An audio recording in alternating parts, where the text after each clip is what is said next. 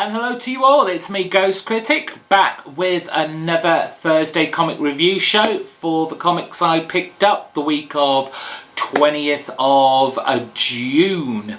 And there were some nice tasty treats this week for me to read. And it's about time too. Of course, it's Saga week, which I'm clearly going to be talking about near the end of the video, so a clue there. But let's kick off with a couple of Vertigo titles. First up, it's issue 38 of The Unwritten by Mike Carey and Peter Gross.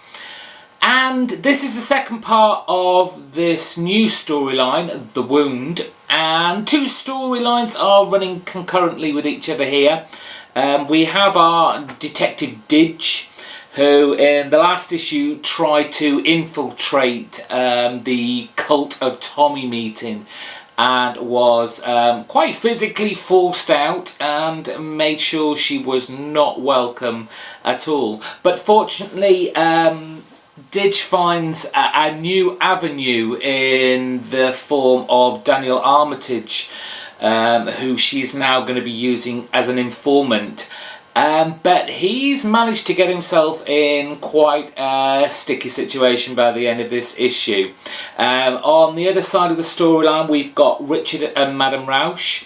Madame Rausch, the wizened old woman, the puppeteer, who's apparently pulling everybody's strings. And she is certainly all doom and gloom, one being on her deathbed, and two, kind of foretelling the end of the world if something isn't done about The Wound.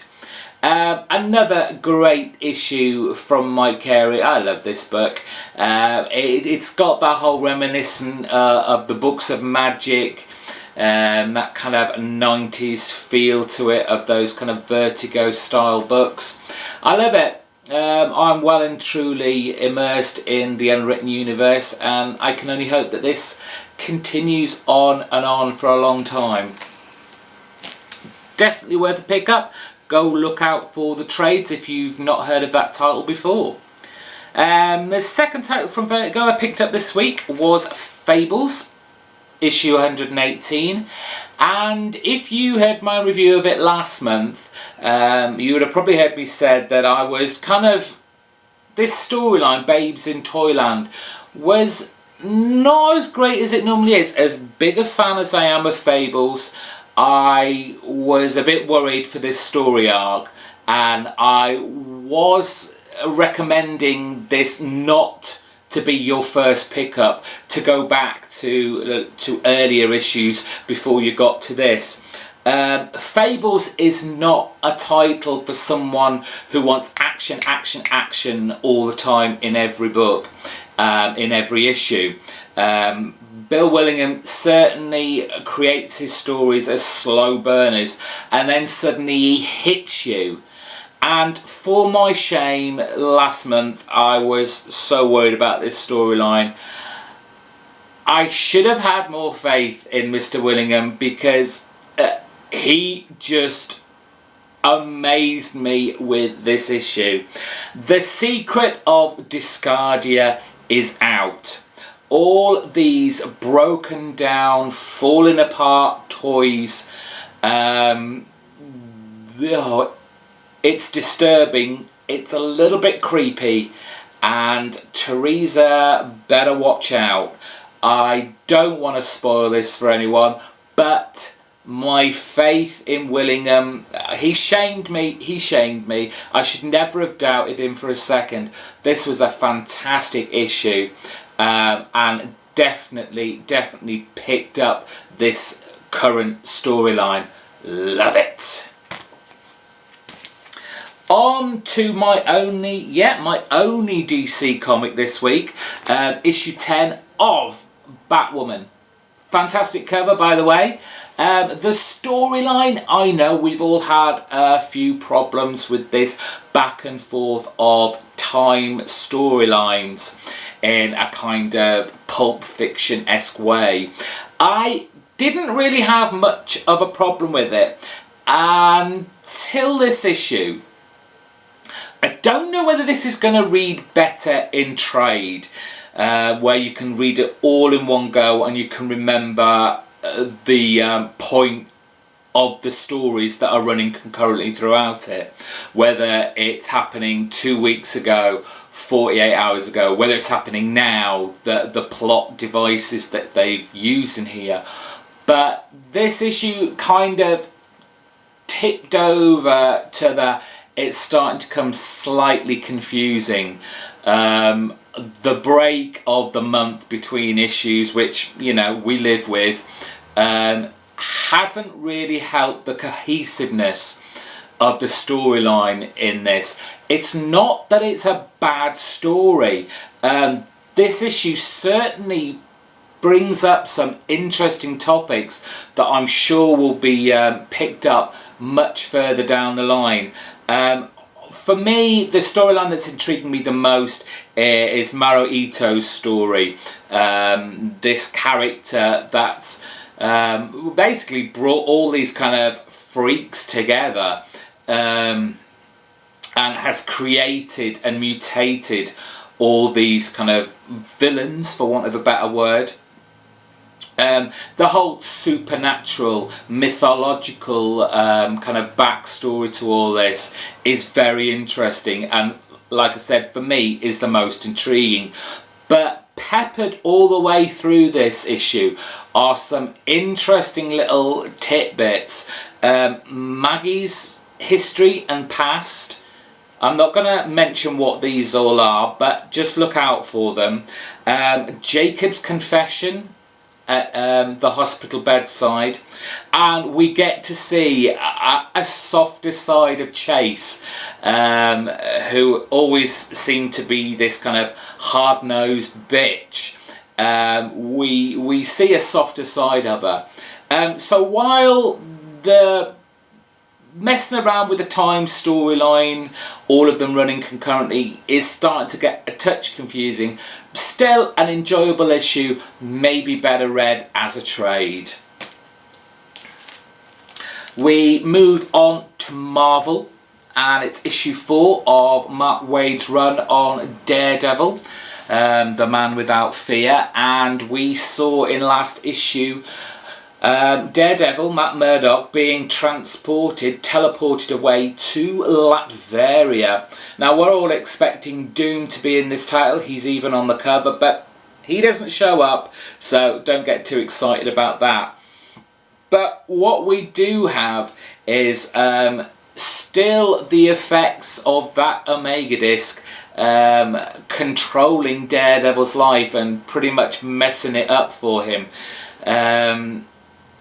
The Latveria kind of dignitaries were hoping to get hold of this disc themselves for their own kind of monetary gains, but they believe that the disc has now, the hard drive has been destroyed, and it's for Matt Murdock to pay off his debts. This would have made them a lot of money. And they do a little bit of experimenting on Daredevil. While I've never really read Daredevil before the kind of relaunch in the Marvel Knights, I'm sure this kind of storyline has been used before. Not to try and spoil it too much, but basically what we're going to have here is how Daredevil copes when he hasn't got the use of all his senses, all his heightened senses. But it does make for a very interesting, exciting, drama-filled romp of a read. Mark Waid's done it again. He really is making Daredevil, the title, a must-read in the Marvel Universe. And on the back burner, we get a little bit more from Foggy. And really, what did he see in that drawer to make him worry about Matt Murdock yet again? I've read somewhere on the internet down the line that these two are going to have a not so amicable split. And it must be due to what Foggy's found. But as always, Daredevil, a great title which you should be picking up if you're not. So we're down to 2 comics, and never happened before, but I can't split the 2. They obviously, you're going to know what one of them is, and that's what I'm going to talk about first. It is, of course, Saga issue 4. The cover alone would probably give it pick of the week. It's such a fantastic cover, that bright yellow, kind of vivid in your face, with our bounty hunter, freelance bounty hunter, The Will, with his sidekick on the cover. It's just a fantastic artwork by Fiona Staples. Love it. But we are on Sextillion, this Pleasure Planet, and you know, if you just look at the first page and you're not in awe of what else you're going to find out in this comic, I don't know what is going to excite you. Shall I just show you that first page? You've probably already seen it, but when you are visited, turned over the page and you see that, come on! You know you're in for a good time. Basically, The Will has come to the Pleasure Planet for apparently some much needed R&R. I've got to say straight off the bat, if you were in any doubt that this is a mature reader's comic, then this, without a shadow of a doubt, will tell you this. It's a planet of sex. Come on, Sextillion. And this is where people go who can afford to pay to go and do any sexual act, deviant or otherwise. You will find it on Sextillion. And The Will certainly appears to have a certain taste that he needs fulfilling. But there's a brilliant twist by Brian K. Vaughan, which, you know, you kind of like go, oh, this is going to get a little bit too much. Vaughan might be going just a little bit too far, but he pulls it right back and we are firmly on the side of The Will. On the other end of the spectrum, we have Marco and Alana, who have that discussion about Gwendolyn. It's a hilarious kind of to and fro discussion between the two, and it's for Alana mostly making sure and affirming that Gwendolyn's forgotten about, and that she is Marco's only one love. It's beautifully written, humorous. What's the word I'm thinking of? I want to say emotional, but you know, there's the full of emotions from the two of them. It's sweet to see. The whole narrative, don't forget Hazel's narrative, she tells you so much, and especially about other characters, that, you know, future events. It's perfectly poised storytelling. The Isabel and her kind of babysitter capabilities, she has become somewhat of a kind of confidant, especially for Alana, a kind of counsellor in some ways. It's just a fantastic comic. Fiona Staples' artwork is lovely in here as well. The imagination, the attention to detail, it's just mind-blowing. I love this book, and seriously, who isn't picking this up? Who isn't picking this up? So, what else got pick of the week with Saga? What could it be? Well, I have to say, issue 12 of The Punisher was outstanding. Seriously. Last month, when Punisher came out, I thought it'd be hard to do, but I was kind of trying to get Rucker and Chichetto's attention on Twitter to tell them how great I thought the title was going. Funny enough, almost immediately, Rucker tweeted me back, and he kind of gave a few little clues, little bits about what's going to come in the future for Punisher, and he basically said issue 12 he was the most proud of, as well as Chichetto. They worked so hard on this particular title, and it was their best and most favourite title to work on since they began this new relaunch of the Punisher. So it was nice to have that interaction with the creators, that they took notice that, you know, there's someone out there who really likes this, and they showed their appreciation. They did also say that, you know, in everything that has been going on since the very start of Punisher is going to lead up to, I think it was either issue 14 or it was issue 16, but it's all basically going to come to a head then. But back to this title, this particular issue. If you haven't picked up the Punisher, if you're new to the Punisher, if you've only got a passing interest in the Punisher, pick this title up. It's a perfect jumping on point for anyone who wants to get interested in this, because this is basically the Punisher's kind of raison d'etre, and it's all about getting down to basics, and this is what he's trying to kind of show Cole. Cole is on the run, in hiding still from the police after her involvement in the massacre up at the Snow Lodge. And so she goes to Nora Winters, the reporter, who she's sort of befriended, sort of using to pump information from, to go to her apartment, because obviously it's been staked out, to obtain something of significance for her.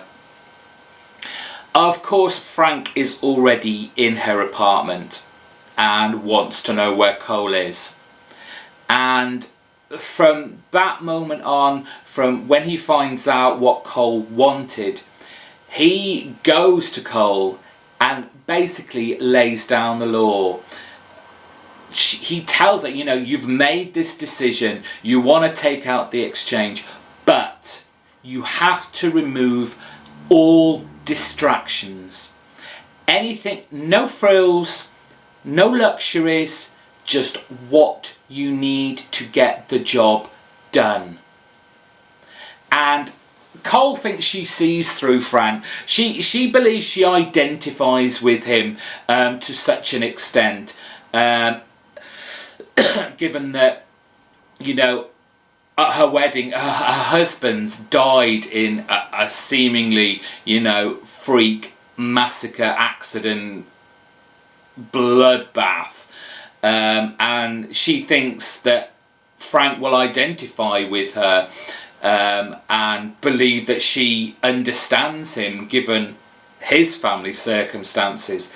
But Punisher puts her down dead, literally, in the sense that it's like, look, do you think it was on purpose that you were the only one left alive after that bloodbath massacre at your wedding? No, you were just lucky, but you might as well be dead now. Anything that's happened in your past, any connections to your family, to your friends, to the feelings you still have or had for your dead husband, you have to forget them. Because if you want to go out and take out the exchange, you can't have these distractions holding you back. You must have your game plan. You must have, you know, nothing that's going to make you hesitate, make you pause. It's just a perfect kind of summation of all that Frank is and all that he has acquired, his, for want of a better word, wisdom. And it was just a phenomenal issue. The artwork by Chichetto, it's the best I've seen him do on this title.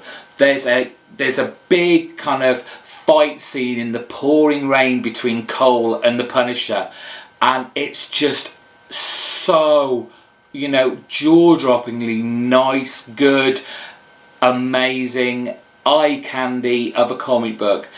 The Punisher has not done too well of late with ongoing series. They kind of go for maybe 20-30 issues and then they're cancelled and then they come back under a different guise.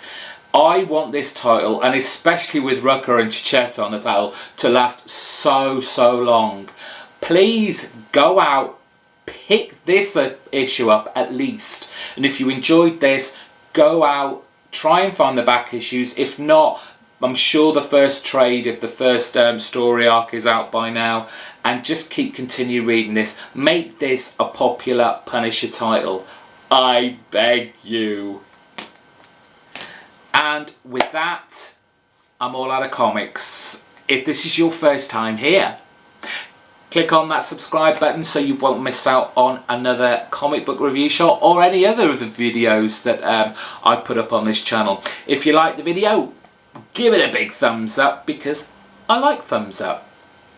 And down there in the bottom of the comment box, give us a comment. Tell me what you picked up. How good was Saga? Did you think the Punisher deserved my pick of the week? Well, I obviously did, but would you? Did you pick it up? What did you think? Just put some comments down there and tell me what you thought.